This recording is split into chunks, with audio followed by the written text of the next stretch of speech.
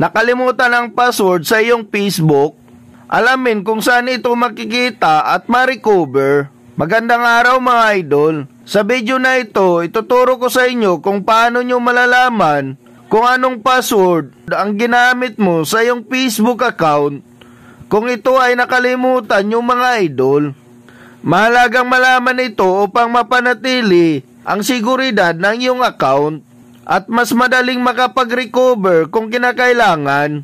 Kaya't panoorin mo ang video na ito hanggang dulo para malaman at makita ang iyong nakalimutang password sa iyong Facebook account. Sundan nyo lang ito mga idol. Una, pumunta sa iyong Google Chrome. I-click ang iyong profile at piliin itong Google Password Manager. I-click ang Facebook. Kailangan nyo munang ilagay ang screen lock o PIN ng iyong cellphone o fingerprint bago makapag-proceed. At dito nyo makikita mga idol ang username at maging ang nakalimutan mong password na ginamit mo sa iyong Facebook account. Kung gusto nyo ng mga tips and updates na kagaya nito, subscribe for more. Thank you for watching.